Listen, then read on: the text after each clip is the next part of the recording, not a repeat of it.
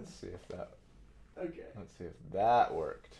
Oh, hey. Oh, it says live. I think says we're live. And did that we it. have an excellent connection. Shorts live. I don't see anything. Give it a sec. I'll bet it'll. Yeah, there's probably a delay. Well, Because it looks like it's working.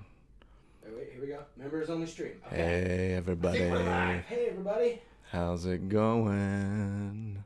Here we are. All right. Ooh, and we're even early. We're 2 minutes early. I'm going to close that so I don't look at myself. Okay. Get the questions up here. How's everybody doing on this fine Friday afternoon? Friday afternoon for those of us in the States, anyways. And I should say the Western Hemisphere. Yeah. Yeah, all good. Are we getting any comments yet? Nothing yet. So Okay. I think we came in early for once. If you're watching, make a comment. Otherwise, we can just chat. What were we talking about? We were talking before we got stuck trying to figure out streaming. What were we talking about? I don't remember. Well, anyways, how's your Friday going? It's going well. Yeah? I spent the morning putting together a bed for my son, for Knox. He's 16 now, and he wanted to move out of his little kid room finally that he's been in for years, and take one of our guest bedrooms that we have in our basement that it's a little bit bigger. So anyways, yeah, I've been basement doing that. goblin now. That's been on my honey-do list for a while. So I was setting up a bed frame for him, and then took my dog on a walk for like an hour. Get that energy out of that guy. He's pretty Some excitable. of you are gonna think less of me for this statement, and I hope that it won't affect your subscription level or membership level, but I'm just not really a dog guy. Like, I like animals. I just don't really want to own any. Yeah. And the biggest thing is, like, he's a great dog, and like whatever, he's good. It's good for the kids. Like, he's cuddly and soft, but he eats his own poo, and we can't get him to stop, and it drives me nuts. And he like, and it's not that he eats his own poo, it's that it's bringing up all of the same like trauma and wounds that I had as like a younger father when my kids were little, and they like wouldn't do what I asked them to do. Yeah. And they're like just belligerent and like willingly disobedient, and almost like looking at me and being like, I know you don't want me to do this, but like I'm gonna do something anyway, right? And it like, because that would never fly for me growing up, right? And so like when I see my kids do that, it just was like, You're like, I am not an angry person, I'm but boiling like, on yeah, the inside. like my kids more than any other creature in the world like have this ability to make me mad. it's because they're you. Yeah. In mini form. Yeah, or you think that they should be is maybe really maybe more that what it is. too, yeah. And then when they're not you, then like, you're "Hey." like, yeah. Anyway, with the dog, it's like the exact same thing. It's like he knows I don't want him to eat his poo. And he like runs up and he sniffs it and he like looks at me and he's like, and then he grabs it and he like runs away, and I'm just like, I'm so mad. Oh, so relatable. Like, honestly, though, that look, like, right before they do it, Yeah. that's the thing that gets me every time. And it's not just animals, kids. Right. My son is just in that stage. Yes. Where they're like, no. He looks at me. Just like a cat. No. Knocks it off the edge. You're like, come on, man. Come on. Like, my dad would have murdered me. Yeah. At the very least, spankings, if not, whatever. So, yeah, I mean, I learned quickly to not say no to my parents. And that's not a lesson that we've really taught our kids. Yeah. Because we don't use corporal punishment.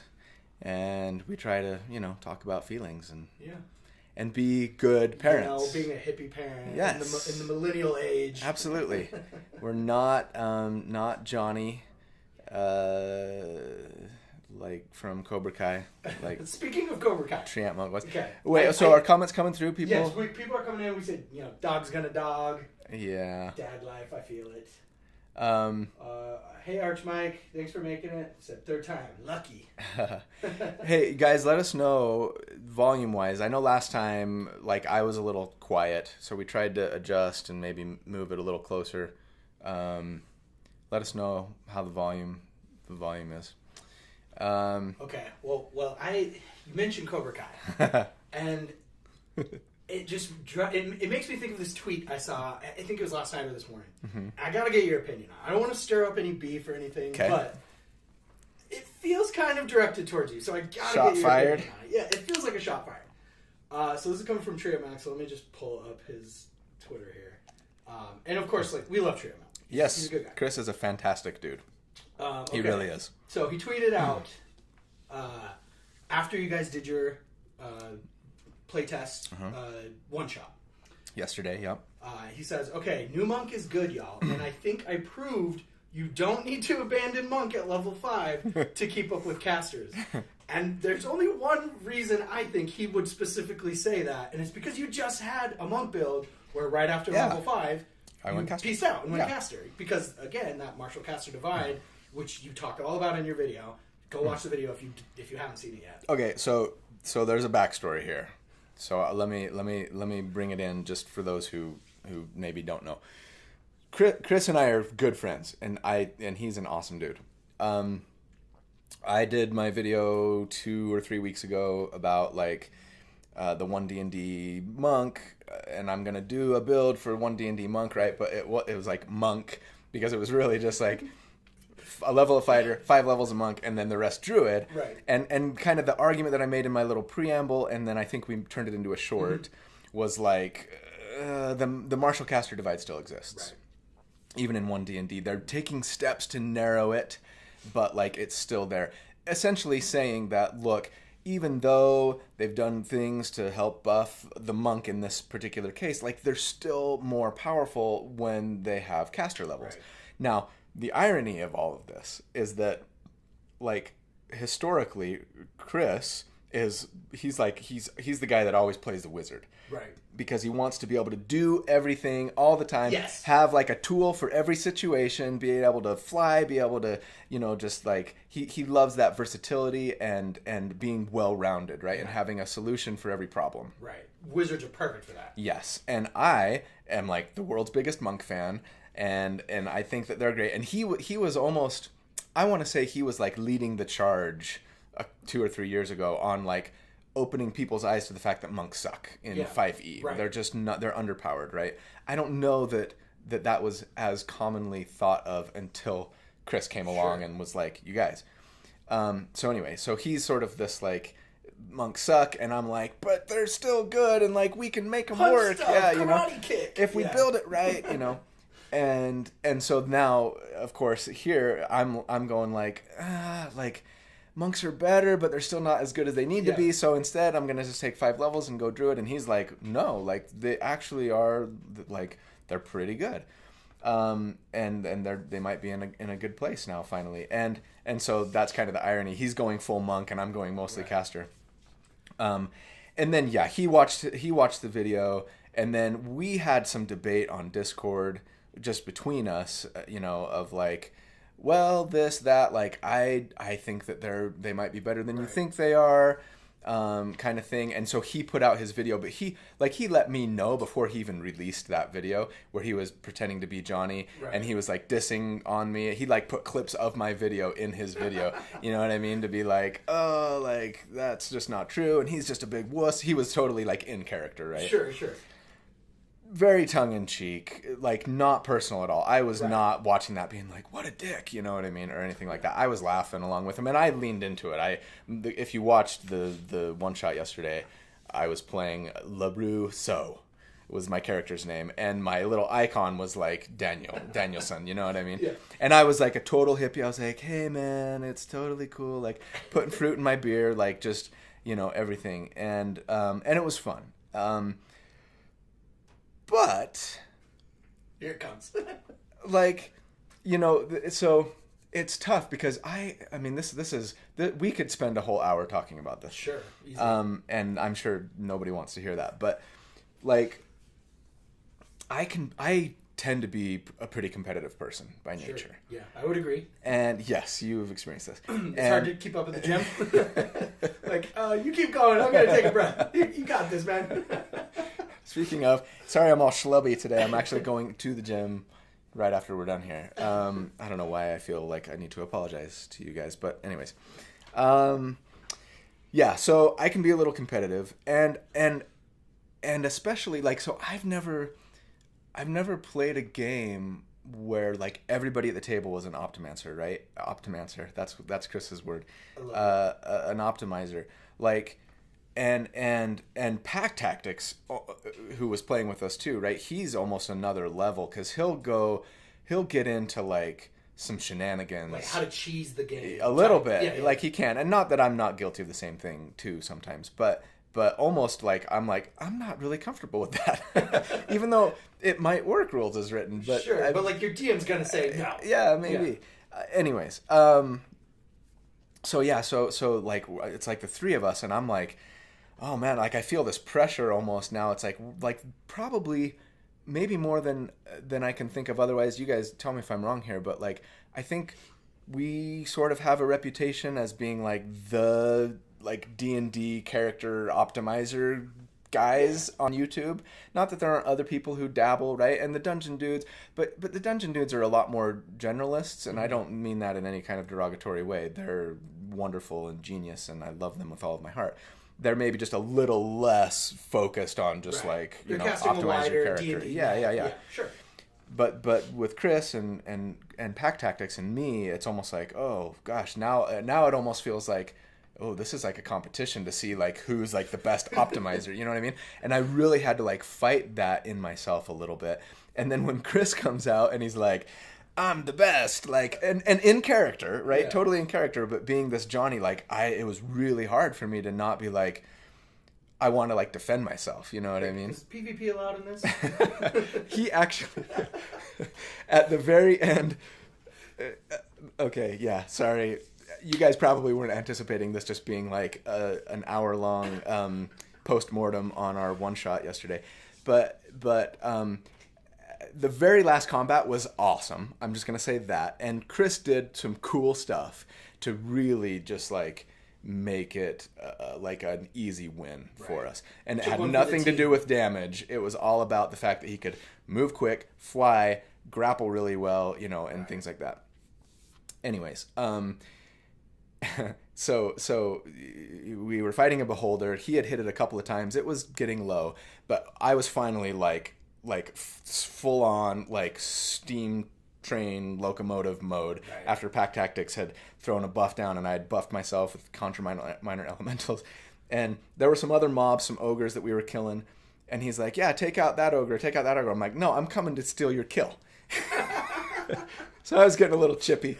And I come up and just, I think I killed it with one shot. It wasn't at full health, but I think I crit it for like 90 damage or something like that with a single hit. And it was awesome and it was hilarious. But then at the end of the fight, as we were mopping up the ogres, he deflected attack at one point, because monks have this new thing, right, where like if they get hit, it doesn't have to be just ranged. It can be melee or ranged.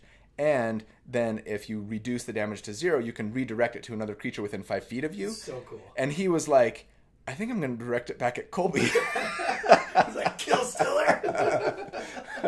He didn't, though. He didn't.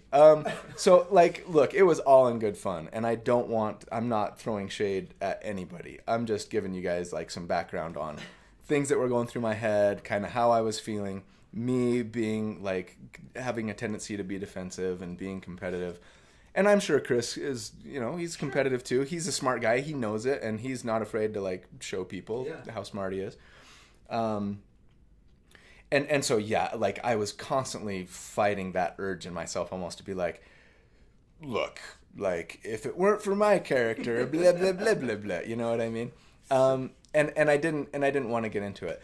As far as like whether or not his tweet was accurate, I think it was. Like, I think the character that he built that was just pure monk, like is probably the best monk you've ever seen in like Sure. since 2014, Yeah. 5e. And he was a Four Elements monk, which is good, but arguably not the best Right. monk you could be. I mean, the reason he went Four Elements, because he was going to go Mercy Monk, and I think Mercy Monk's probably the strongest subclass. Right. So that was a great call on his part. But the reason he wanted to go Four Elements was because Kobold was going to be throwing down Hallow, which was going to give everybody vulnerability to a damage type, and so like I could choose fire with Conjure Minor Elementals, he could choose fire as a Four Elements monk, and we'd be doing like Right. double damage to everything. So he switched. Your screen just shut down. From his plan to go Mercy Monk. So anyway, yeah. Point is, I think monks are in a really good place. I think he's right. I think that they are incredibly valuable and like way better than they've ever been. And I would still argue that like in a vacuum, Right. and maybe this is a stupid argument because you don't play D&D in a vacuum, but regardless, and I kind of made this point in some final thoughts when we were done with the game. Like in a vacuum, I think the ability that my character had to both cast the spell, push enemies into it, still do tons of damage. Right. Like if you were playing solo, right? Then that character is going to do more damage than a straight monk would. But you don't play D&D in a vacuum. Right. And so, if you have somebody especially who's going to be a spellcaster who can cast Hallow and- well, no. Yes, but I was going to say who can cast Dispel Magic, because the round one of the very first combat, he got it was actually pretty funny to me. He got restrained in midair and couldn't do anything on his turn, and he was like, "I hope somebody has Dispel Magic." I'm like, "I do."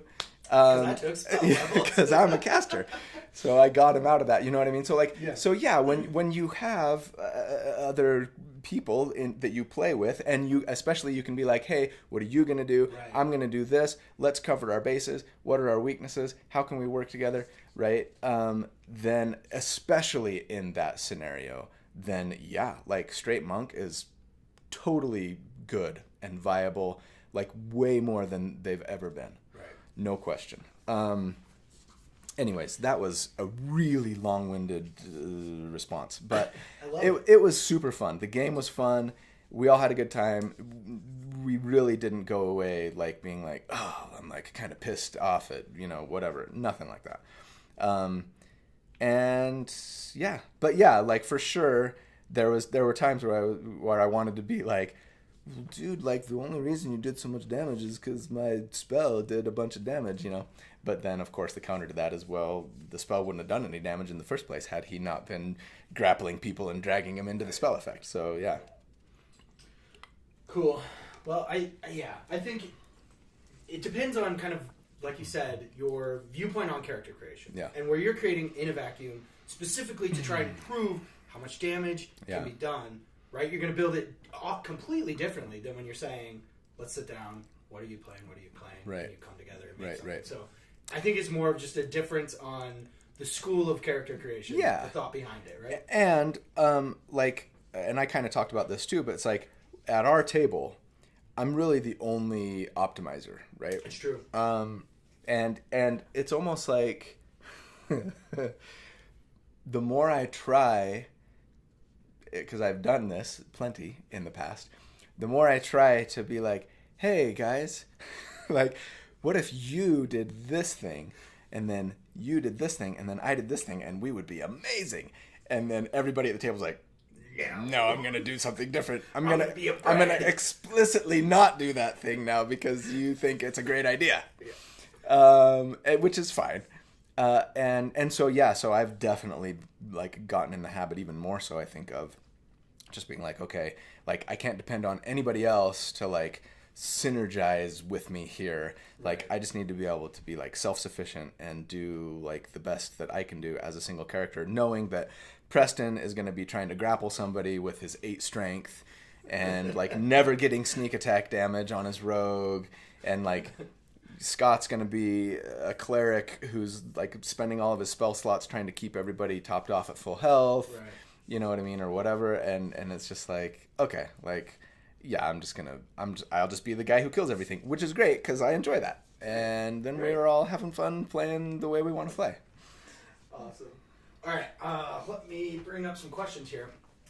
So from the Discord, we had a couple carryover from last time. We weren't able to get to all of them, so I wanted to make sure we got to those.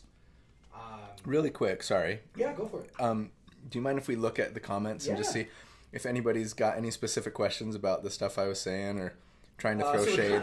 Critlander vs. Treant, fight of the century. Get your tickets now. I don't know. He would win. Chris would win because he...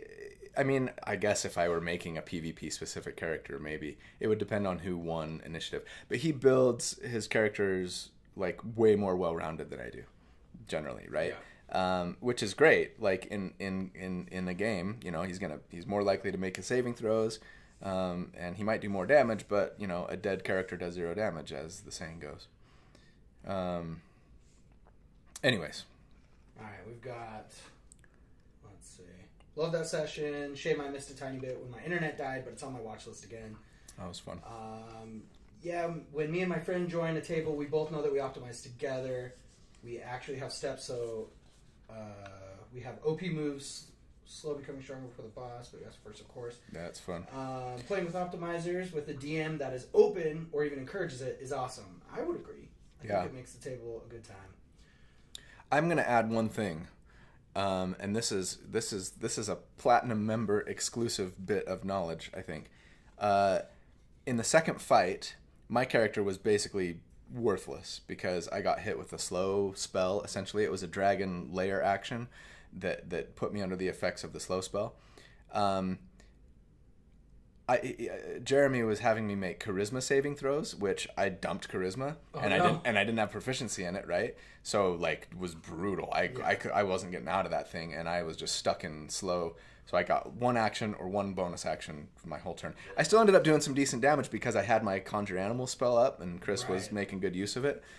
That said, it turns out that I was supposed to be making wisdom saves.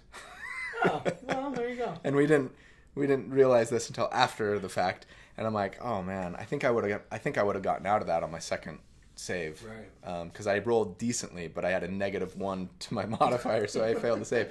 But if I would have had a +4, then I think I would have made it. Anyways, whatever, it was fine. Chris really shined in that combat, especially because he just killed everything. Okay, so let's jump over to some of these carryover Discord questions from last time. So this one I think is actually pretty interesting, and we've experienced this at our table when playing.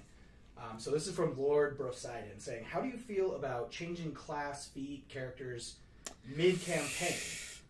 And then some more context to it, how do you feel about having like a Withers type mechanic in tabletop? Withers obviously being from BG3, the guy you can go to change your class and respec.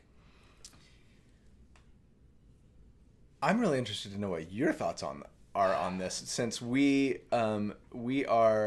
just started last night a new campaign, which I'm super excited about, and yeah, I'm playing this one D&D playtest monk who's way good. By the way, we're level 3. We started at level 3. I'm a fighter 1, monk 2, and I was making 4 attacks a turn a couple times. With advantage anyways, most of the time. it's soft, yeah. Just like because weapon proficient or weapon masteries are awesome. It's awesome.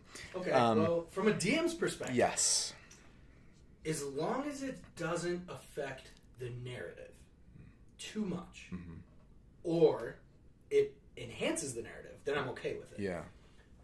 So, like, if you're not just like, well, now we're going to fight these guys, and I would be better if I did this, and so I'm going to go change it so that I'm better suited for this upcoming fight. Like, no, obviously not. Right. But if there's like a story reason, or you're like, hey, this is my example, I tried the Arcane Archer. It's terrible. I'm not having fun. Can I change this to fit more the playstyle that I was hoping to actually achieve here?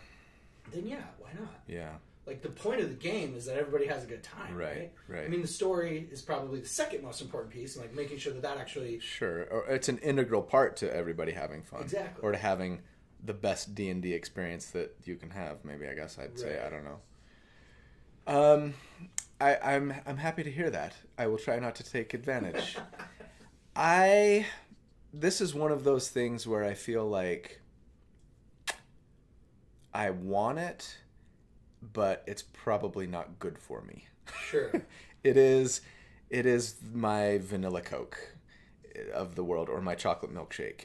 It's like, I want to have that all of the time, but I know that if I do, I will regret it.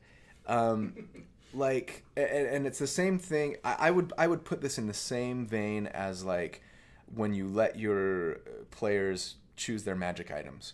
This was another, by the way, speaking of that one shot, this is just going to be like a big old... We had this big thing where we were going back and forth in Discord about, hey, what, like, we're going to be level 15. Like, do we have magic items? Which magic items can we have? And at first, Jeremy was like, okay, everybody's got a budget. You've got this many points, and you can and very rare items cost X points, rare items cost Y, and uncommon cost Z, and you know, just spend your budget however you want. And then it was like, oh, well, in that case, like, my whole build changes. You know what I mean? You'd start doing things like, I'm going to dump strength, but get like a belt of giant strength. And then I can take those points and put them into, you know, and you really game the game. You start taking the BG3 route. You're like, okay, I'm going to beeline into the headband of intellect and dump my ints. Right. And I feel a lot different about that in a video game than I do in a TTRPG. And I'm not quite sure why. I'm trying to get to the kernel here. It's like, in a video game, a couple of things. One, you're playing by yourself, right? Generally. And so not with friends, unless you're playing multiplayer, of course.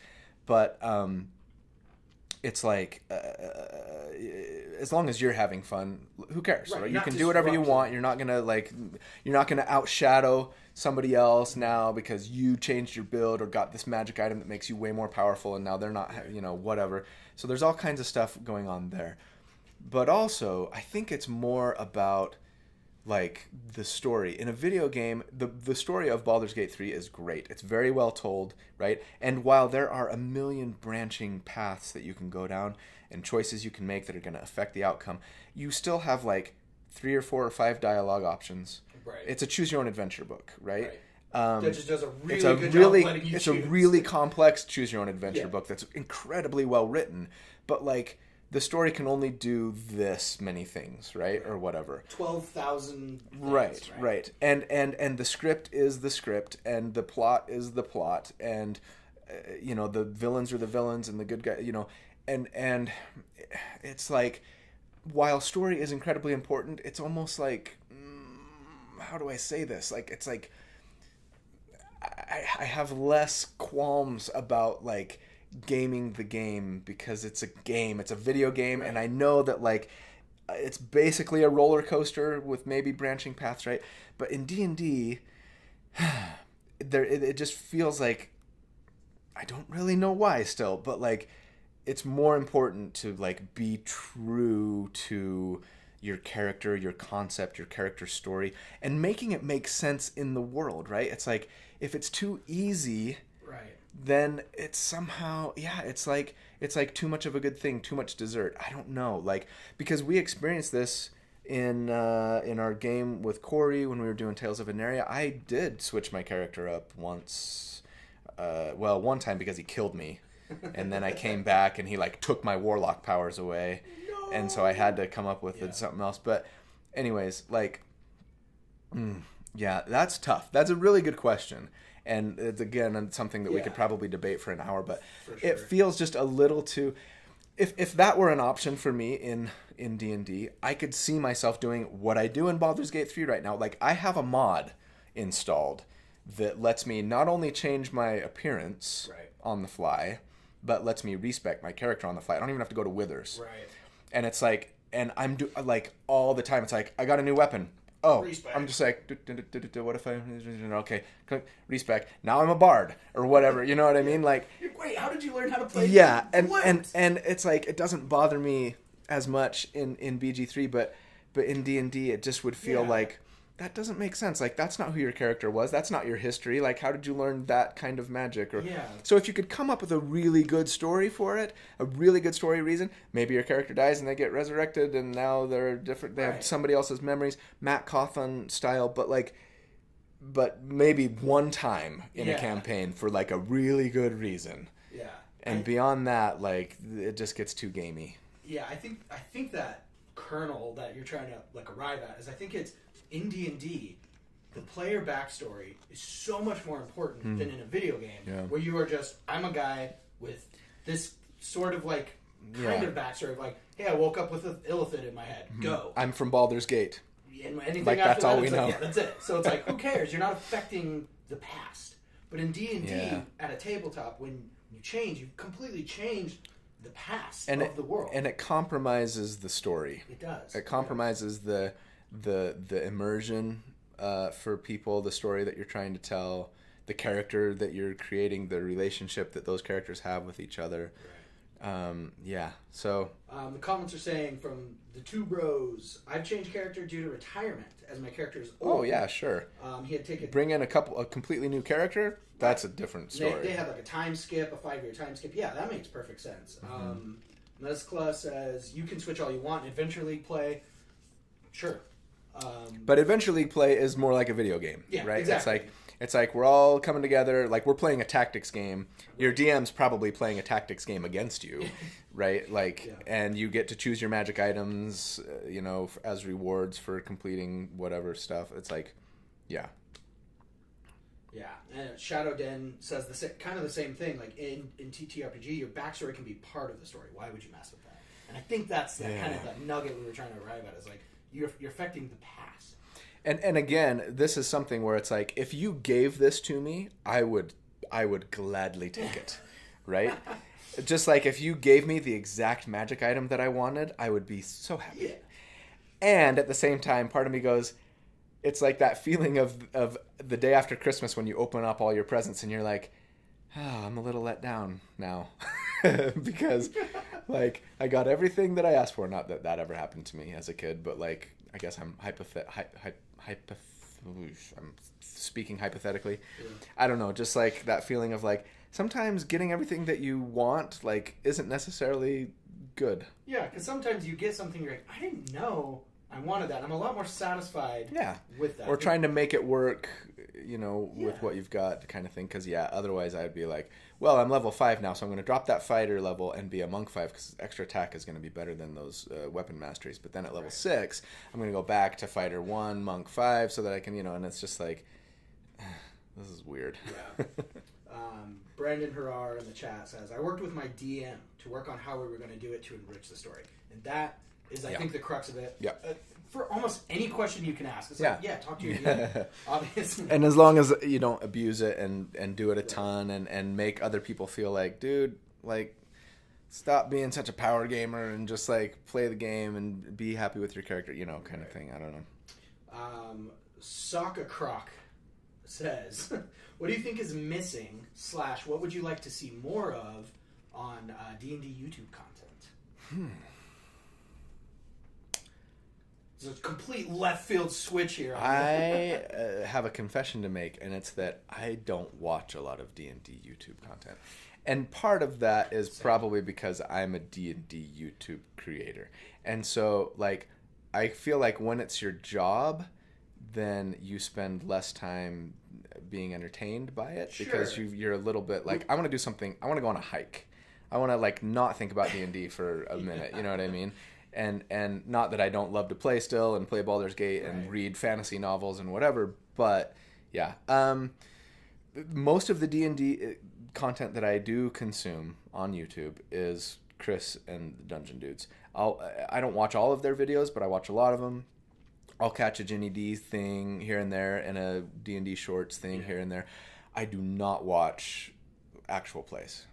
That is tough because it's such a time commitment. Yeah, to get we might have talked about this before. I listened to the vampire bit of Critical Role, the Briarwood arc, over a period of several weeks while I was mowing the lawn on Saturday. so I could just put it in and listen, and it was enjoyable. But it got over, and I was just like, I don't want to spend like dozens of more hours trying to like, hundreds more hours trying to like kind of stay current on this. So, gosh, I don't know. I mean, I'd have to imagine if you are watching D&D YouTube content outside of that, it's to like see what's out there, see the competition, like the trends of what other YouTubers are doing. Yeah. And so you're probably focusing on it more from like that perspective, almost and not from a business perspective. I'm a consumer. Let me be entertained by this. Yeah, I don't know that I've ever felt like, gosh, I really wish there was more of X on YouTube about D&D that I could watch. I would say more voices in the space is never a bad thing. Sure. Because the more opinions and discourses that can be had about it, great. Yeah. That's just better for everybody. In fact, I wish there were less, because then there would be less competition out there. And I'm just kidding. I'm kidding. It's not. I actually don't see it as competition. It's more co-opetition. Like the rising tide raises all boats. Like the better that other D&D YouTubers do, generally, the better I do. I feel like. Coral in the chat is asking, have you watched the Critical Role cartoon? Okay, so here's a great example. Like, I got through season 1, and I liked it okay. Yeah. Gosh, sorry, you guys are going to be mad at me. Like, He doesn't like dogs and Critical Role? What's wrong with this guy? I don't love the animation style. That was actually the biggest thing about it for me. Like, I love animation. I do. I'm not a huge, I'm not as much an anime fan as you or Preston. But I enjoy stuff, and like Arcane, what I've talked about, is like the best show ever. I loved Blue Samurai. Like, there's good stuff out there, but that whoever they hired, Red Dog or whatever, to do that, Titmouse, I feel like that's a great name. I feel like they've done like 500 shows on Netflix right now, and it just feels super like generic to me and like mass produced almost. It's like, okay, I like the show as well. Yeah, but the animation was the problem for me too, and it's like it's a little too Saturday morning cartoon. Yes, mixed with like. But then there's blood and boobs and stuff, and you're just like, it almost makes me feel like I'm having conflicted feelings about this. Like, yeah, this is supposed to be He-Man. Yeah, what's going on? Yeah, it's like Hanna-Barbera. I got through. Did I finish season 2? I didn't even finish. With torches and pitchforks gif coming. I know. Sorry. Oh, here we go. The Silvery Barbs mob is now the the Critical Role mob. Yeah. I don't think I finished season 2. I think I got close. I think I almost finished it, and then I was just like forgot to keep watching because it didn't really hold my interest that much. I don't know. I love all those guys, and they're incredible people, and they've done amazing things for D&D. I don't think I could do what I'm doing today without like Matt Mercer and all of those guys. They crawled and fought so that you could run. Yeah.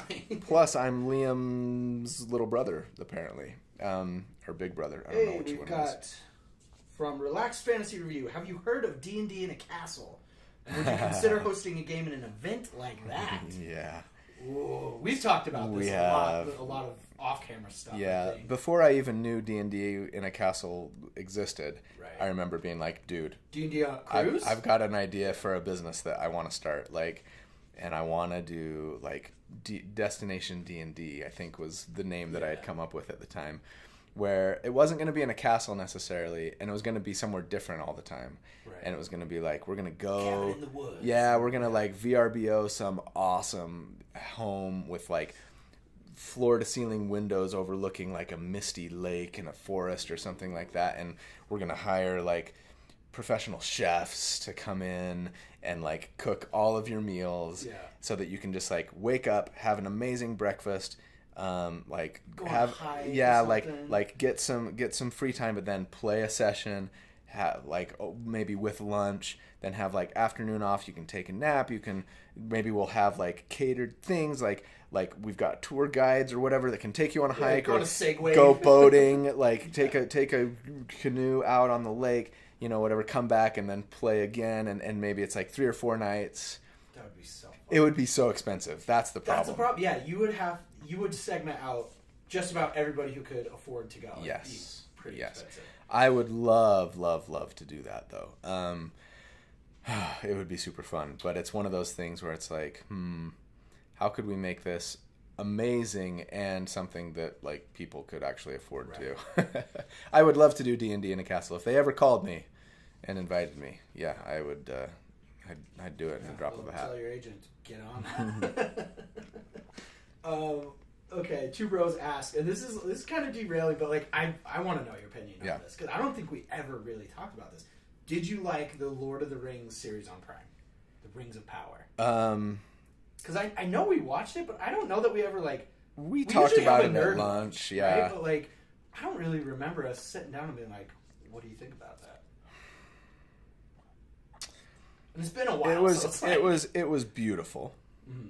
Like the cinematography was great. The story felt like similar to The Wheel of Time for me, where it's like, this is just sort of loosely based on like Tolkien's world, and not any sort of like actual canonical this is really what happened kind of thing. Sorry, I'm laughing at the chat. Soccer Croc says, let's talk about every controversial opinion. We're trying to get Kobe canceled on this episode. What else don't you like that most people do? Yeah. No, I don't know that was particularly popular among nerds because of the same reason that I'm saying. I remember watching it and initially being like, 8 out of 10. And then I went back and watched Lord of the Rings and just like, hold on, I need to revise this. This is like a 6 at best. Yeah. Okay, we've got a couple questions coming in. So, thanks, Relax Fantasy Review. With your YouTube following, Destination D&D could be a massive hit. People pay literally thousands to do D&D in a castle, so there's a market there.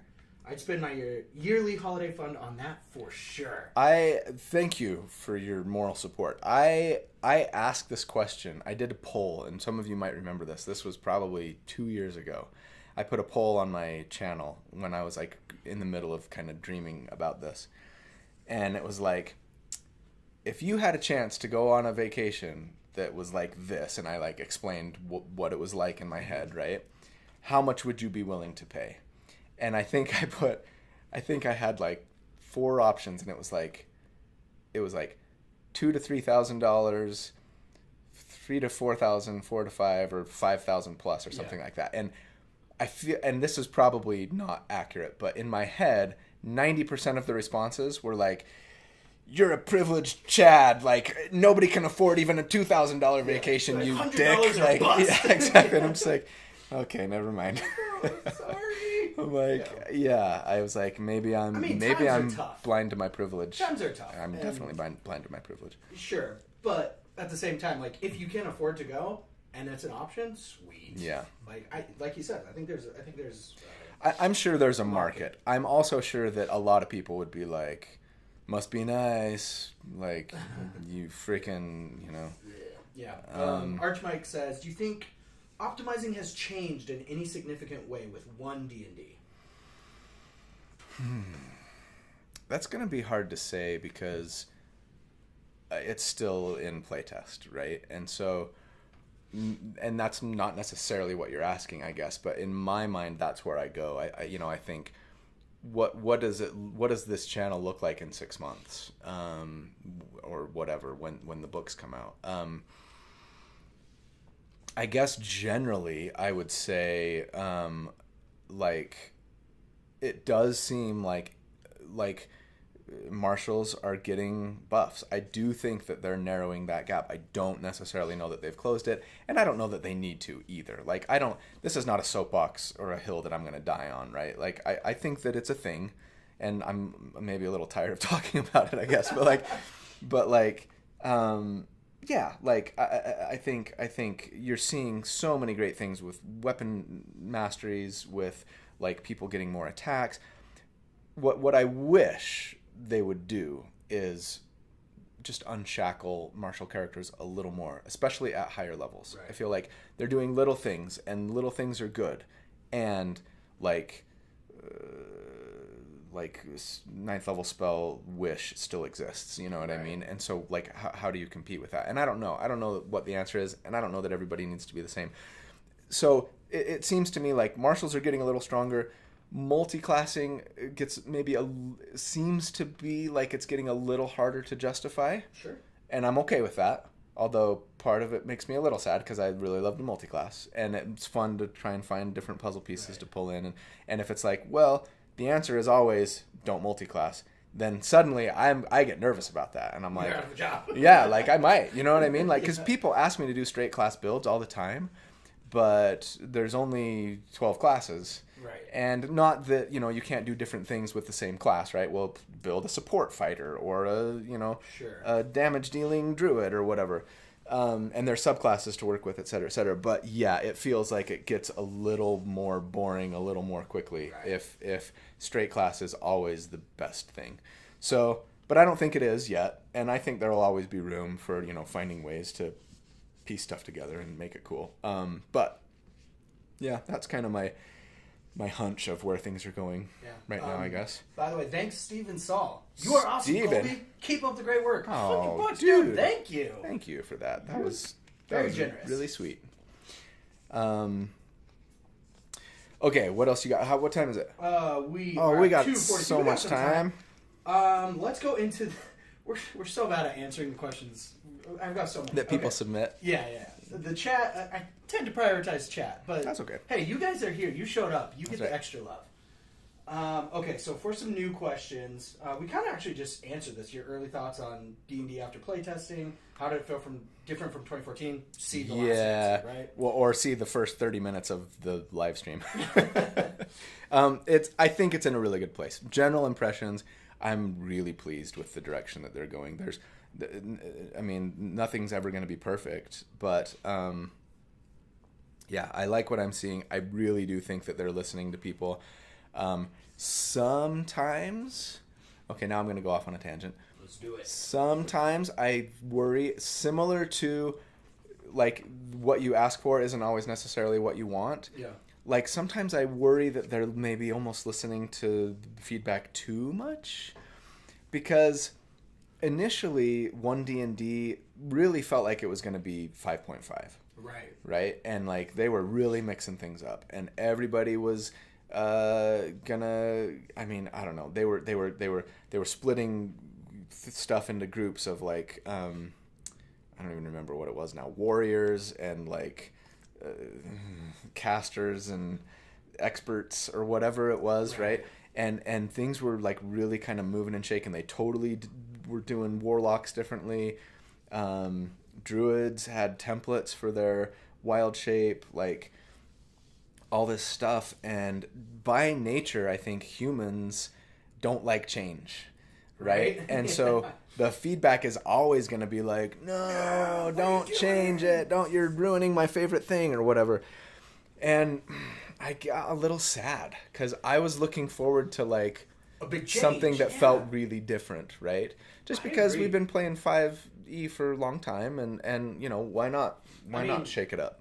My entire D&D career, if you want to call it career, like playing D&D, Yeah. has been in 5th edition. Sure. Like when I started getting into D&D, 5th edition was what was there. Yeah. And that's all that's been there ever since I played. Yeah. So I've never had like a new edition, and I was totally looking forward to be like, all right, the edition changed. Like you guys, you veterans, you've been through it, so like tell me what I got to expect. And then they're like, oh, never mind, we're gonna like soft launch a halfway whatever. Yeah.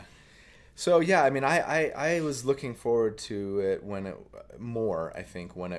felt like it was going to be like a big difference, and now it feels like they're really just kind of fine tuning the existing stuff. That said, like I'm okay with that too, because there's plenty of stuff in 5e that like needs some tuning, right? And you got to nerf the shield spell, or at least make it less easily accessible. And you've got to make it more punishing maybe for casters to wear heavy armor. Just things like that, I think, anyway. And I don't know that they're going to do any of those things. Right. But, yeah, like, get rid of the fact that, like, druids won't wear metal armor. That just created a bunch of garbage, right? Buff martial characters. Weapon proficient or weapon masteries are awesome. Like, give me reason, fine-tune some subclass things, fine-tune some class things that make them more compelling, more balanced. That's great too. And frankly, will probably lead to a more pleasant play experience for all of us. Sure. Because if they just launch 6e, then there's going to be all kinds of issues with that too, and balance problems probably that they hadn't thought about, and whatever. So I mean, I think the true like reasoning behind it is most likely money motivated, right? They're like, hey, we want to release a whole bunch of new books and make a whole bunch of money, and everyone was like, I'm not buying new books. Yeah. And they're like, whoa, hold on, it's compatible. Yeah, it's and then they backwards started compatible. reworking kind of their approach to be like, we still need to sell books, Sure, but we don't want to piss everyone off. And then, of course, the whole OGL debacle. And they're like, we need as much goodwill as we can. We're like, it's a backward compatible promise. So it's a business trying to do its best to make money. Yeah, and I don't, as they should. I don't fault them for that. Yeah. But yeah, so it feels a little less dynamic and exciting to me now than maybe it did originally. But having play tested some stuff, like, yeah, I'm pretty high on it. And frankly, to be honest, like, I think it's better for me and for the channel because most of the revenue that I make right now on YouTube to pay my mortgage and put food on the table comes from my old videos, right? That are sort of evergreen content because it's like, hey, I want to play a life cleric. Oh, like, here's a video for that. If they launch 5.5 or 6, right, all of a sudden, like, overnight, I've got 150 builds that, like, don't work with the existing version of D&D. And so while a lot of people would still play 5, eventually they're all going to, move over to the new edition, and all of the views on all of those old videos goes away. And that would be painful. Okay. This question, going back to the Discord, I feel bad. I've been ignoring Discord for a bit. So, from Carl / Java Jedi, I know your builds tend to be either sustain damage, Nova damage, or tanks. Mm-hmm. But you have done an occasional controller build. Are you familiar with the Ghostlands build? And have you considered doing your spin on it? Yeah. Ghostlands is fun. I feel like I kind of did a spin on it a little bit with, I think it was the Eldritch Whisperer. It's not exactly the same for sure, but if you haven't seen that, it's kind of a similar idea. I mean, I don't think I took any Echo Knight in that like I could have for Ghostlands, and it was damage focused, not control. But anyways, I've got it on my to-do list. But that's as much as I can say, really. I haven't really tried to, like, dive in. Sometimes it can be tough to take, like, sort of a known existing concept out there and, like, do a video on it because you get people that are like, you didn't even come up with this idea or whatever. And it's like, I know, I just am trying to put my own spin on it, like I did with the Nuclear Wizard, right?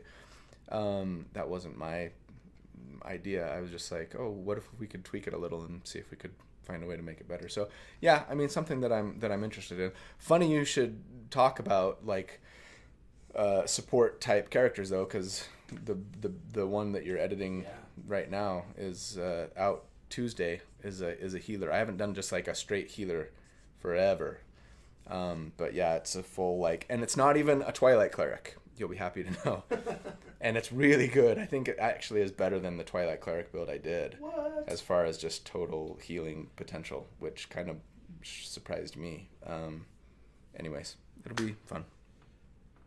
Okay, back to the Discord. Minery, playing any tabletop game, what is a build / character that you felt didn't meet your own expectations? Do you think you'd want to do that character justice again? In a lot of ways, almost every character that I've played is that way. Because, I don't know, it's very different building stuff in a lab and then bringing it to the table, right? There's always, like, the best laid plans of mice and men oft go awry. And so, yeah, it's like, gosh, this character, when they get up to speed, is awesome, but man, it takes like a round or two to set up, and I hadn't really thought of that, and that's annoying. But generally speaking, I guess I'd say no, they tend to work as I planned, and that's great.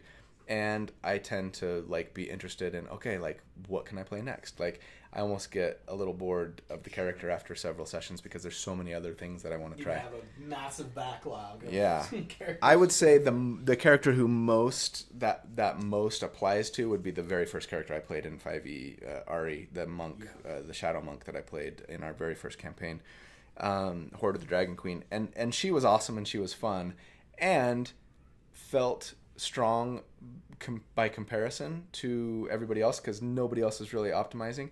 Right. But our friend Reese, who played a barbarian and got a legendary two-handed sword, level 3, right, really early, all of a sudden was just like running away, destroying everything. And my character was supposed to be she was an assassin rogue, and when I could get a surprise, then I would like kill it, do really, really well, and it was really fun and played like I thought I wanted it to, but I almost never got surprised because he was always Leroy Jenkinsing everything. And so yeah, I actually did a build called the Master of Shadows, I think it was, where I kind of went, here's how I would have built that character now if I could go back in time and redo it. I think a first character, you kind of always are a little, like, you build them up in your head. Yeah. And you're like, yeah, they have this awesome backstory. They saved the world or whatever. And then they're level 1 character and they do 2 damage and they die from a paper cut. You're like, oh, man. You know, the most kind of like boring character I ever played, or the one that was like seemed really cool on paper and in the spreadsheet, but then to play it wasn't that fun, was the Gloomstalker that we were doing in Descent into Avernus. Out of the Abyss? Out of the Abyss. Mm-hmm. I was playing this Gloomstalker, and everybody knows Gloomstalkers are amazing. And, you know, hand crossbow, and you get 5 billion attacks on the first round, and you do a zillion damage, and everything dies. And that was proving to be true, and it was really boring. Like, and I think I just don't really like ranged characters in general. That's a question for you guys. Those of you who are fans of ranged characters, why? Like, I remember killing a guy. Yeah. And you being like, okay, how you want to do this? And I'm like, there's only one way. Shoot him through the eye, and the arrow just goes like right through his eye and out the back of the head, like pins him to the wall. Oh yeah, that would be cool. And then the next fight, you're like, how do you want to do this? And I'm like, I shoot him. I don't like. Kickflip the arrow into my bow, and yeah. I shoot him many times. I shoot him in the stomach. I don't know. Like, it's just, it just felt even more sort of rote than any other damage dealing character I've ever played. Yeah, I think if you're going ranged, you gotta be a spellcaster. Because you get a lot more flavor, right? You can describe the crackling energy or lightning, fire, whatever. There's so many more options for descriptions. Okay, let's see. Nachas says, how long have you been playing D&D or other RPG tabletop games? And when did you start optimizing your builds? Oof. That's a good question. So a lot of you know this. Like, I started playing in junior high, middle school, 7th grade. Well, earnestly anyways. And we played all the time. And I played a magic user. I think that's what they were called in AD&D, Advanced Dungeons and Dragons. It was a mage, wizard, essentially. But man, it was rough playing a full mage character back in AD&D days. Spells were hard to cast, and you were very limited in your resources. But I don't know that I necessarily optimized back then. I just was like, I wanted to like shoot fireballs. Yeah. I think though, like, yeah. So, and then I took a really long break from like 10th grade until whatever 2015 or whenever we started playing 5e. So I didn't play 2nd edition, 3rd edition, 3.5, 4th edition, right? I spent all of my adult life looking for people to play D&D. You were almost normal. You almost did it. Why'd you come back?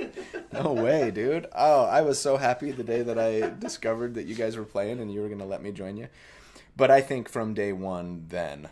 Yeah. So like optimization and efficiency has been a thing that I've like grown up prioritizing in my life, I suppose. Sure. And so it felt very natural. Well, and you know what? I would say it started with World of Warcraft, probably, as far as like gaming, because I played a rogue in WoW for years, and I was big into PvP, especially arenas, and knowing like the best build, the best weapon, the best armors, which stats to, it's like, well, with this build, you're better off, getting your crit percentage higher than your plus to hit necessarily, or whatever, right? And I would go deep, and I would spend time browsing forums like what was that, like Giants in the Playground and stuff like that, right? Just being like, okay, like what's the best in slot item for every single armor piece and weapon and everything, and then how do I, what's the right build? And then you woke up 7 days later and your eyes were all red and you saw the sun for the first time. No, I was playing an arena match when my wife went into labor with our first child. And I was on the headphones with my friend Ferris, Eric, and she comes in and she's like, we got to go to the hospital. And like, I almost said like, can I just finish this match? Like, it's really important. I'm trying to get duelist. You would have been that would not have gone well. Father. So I think that's kind of where it started for me a little bit. Started with video games, and then when D&D became a thing, I'm just like, okay, what class am I going to play? I'm like, monk's an option. I'm going to do a monk. Okay, and now how do I make this the best monk that I can ever be? I think the first time I ever heard or saw optimization in D&D was you. Really? Because, like, I had not really played until that's then. True. And the first time you played, I wouldn't say necessarily was optimized, but, like, as the sessions went on, you're like, wait, can I do this subclass? Right. Instead, like, I'm realizing this is better. Yeah. And I'm like, wait, like, what's going on here? Like, this guy's, something's up. And then as the game goes on, you're like, I'm taking this because of this. I'm like, wait, there's way more to this game than I think I know. Like, I thought I knew this game. I don't know this game at all. Well, and you were playing a full straight up wizard. Yeah, and evocation wizard, which is like, and you were it was me, that my first character, and you were just there to throw fireballs and drink. It's true. I was like, I just want to hang out with my buds and have a drink, and then now I'm like, the game is better than the drink. That's funny. Oh, well, let's see. We've got 1 minute. Should we sneak one question in? Okay, so we've got... Ooh, this is an interesting question. How do you calculate TRD and DTPR for all your tank builds? Tanks. Damage taken per round and rounds to die. Yes. This is one that I never can explain properly, or at least satisfactorily enough to not get angry comments in my tank videos. I mean, I came up with this like for my third video, I think. Was it my third video? The barbarian? No, never mind. The paladin tank. That was when I came up with these, which was early in the channel. And I was like, okay, I don't want to calculate damage per round. What if we were building for survivability? Like, what does that look like? And and so it was a really just sort of like basic, I don't know, like this is all in a lab, this is all hypothetical, but it's even more so with my tank builds than, at least with damage per round, you can know, look, if the enemy AC is this and I'm using this weapons and these spells, then like it's pretty accurate to calculate. Now, it might not take into account like how likely you are to drop concentration on your spell and thereby affect your damage or whatever. Sure. But it's it's a little easier to calculate with damage taken per round and rounds to die. It's just like, look, the best way that I could come up with any sort of like semi-accurate representation of what things might look like in game is, how much damage would I take against like hypothetical encounters? Because like there are a bazillion different enemies, and they all have different hit chances, and they all do different amounts of damage, and like I have no idea how survivable this character is because it's going to completely depend on what you're fighting. Right. And so I just had to pick like some random encounters, and I didn't know the DMG's encounter builder thing, and like telling you about this much XP per fight. Right, like what's a medium difficulty, what's a hard, what's a deadly or whatever. And I didn't know enough to like calculate a more challenging fight. Right. And so I just threw out like, well, what would a medium difficulty encounter be for you know, for at this level. And then I just would like do that. Okay, well, like a dragon. What's a medium difficulty dragon? A young white dragon. Okay, great. At level 6, not really appreciating that like the encounter builder is pretty broken. It doesn't really work that well. I should have been doing like deadly encounters or something, right? Like a party fighting a young white dragon. Like that's not a boss at level 6. You know, I didn't know that at the time. So that was something that I kind of regret. But yeah, I just had to be like, I don't know, like if they just did nothing but attack you the whole time, like, and you had a spell for shield and, you know, you had access to these resources that you could use to self-heal, blah, blah, blah, like, how much damage would you take, right, in a single round? And then at that rate of damage, how long would you survive? Because I don't know what else is going to happen in the fight. Like, well, on this round, you got attacked by the dragon, but on the next round, they used their breath weapon, and then they brought in some minions and did a lair action. Like, I can't just try and do that and be like, here's how long you would actually survive against a blah, blah, blah. So I was just like, yeah, too many variables. I'm just like, this is imprecise, but as long as we use the exact same thing for all of the builds, then it's somewhat decent it's accurate tool within the model. Right? Yeah, like, exactly. Whether or not the model is perfect, that's different. And at the end of the day, and I say this a lot in those tank build videos, like beyond a certain point, like more tankiness is pointless. It's like, yeah, your rounds to die for this character is 32. Like, so this is a better tank than the guy who takes 28 rounds to die. But it's like, when are you doing 28 rounds? And when has a combat encounter ever lasted more than like 6, 7, 8 rounds? I think maybe even our giant finale against Tiamat 9 or 10. Like, yeah. Right. So yeah, it's just kind of like at some point you go, okay, look, if we're just exploring what's possible, which is what I like to do, right? Then here's what's possible. But then, like, let's take that information and make better decisions about what we're going to do with our character.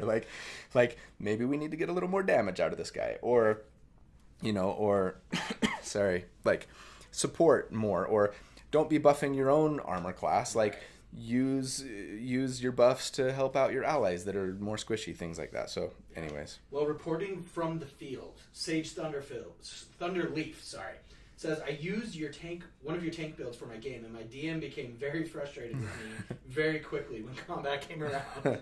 Sorry. So I Sorry, think they DM. work. Yeah. Like, regardless of the model, they're doing what you say they're going to do, as advertised. Right? Yeah, they're hard to kill, but at the end of the day, like, as you guys know, I mean, if you're just hard to kill and nothing else, then what ends up happening is everybody else in your party dies, and then you're left standing with your longsword, like, chink, miss.